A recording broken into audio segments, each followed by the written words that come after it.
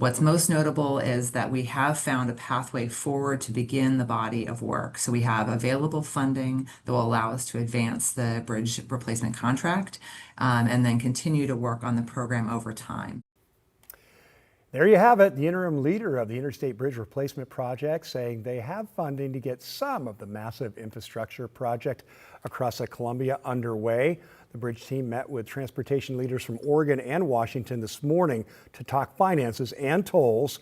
A traffic study confirms that tolling the bridge will generate enough revenue to meet the project's $1.5 billion tolling target. Now here's a look at the tolling prices that the study looked at. The cheapest range between $155 to $320 one way to cross the bridge, while the most expensive options would start at $2 and go up to $4.70. Those prices are technically placeholders. Final prices will be decided late next year, with tolling tentatively scheduled to begin on the current bridge in mid-2028. But it's worth noting that since the updated cost estimate put the entire project cost over $14 billion, project leaders are now focused on funding and building core components. Those include two main new spans and the necessary ramps to connect them to I-5, removal of the old bridges, and getting the light rail extension up and running to the Vancouver waterfront.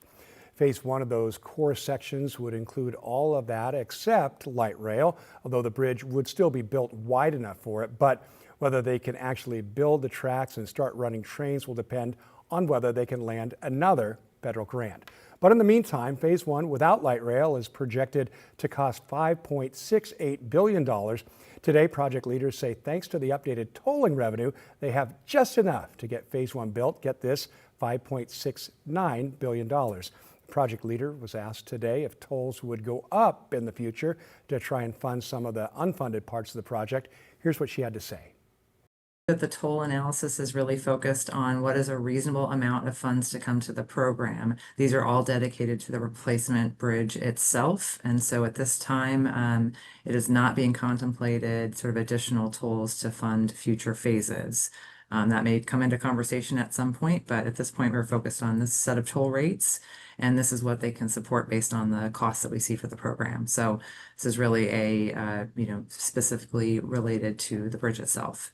Oh, but there's so much more. Well, the bridge replacement team plans to start the process of bringing a contractor on board this year with construction and those tolls, again, targeted to begin in 2028.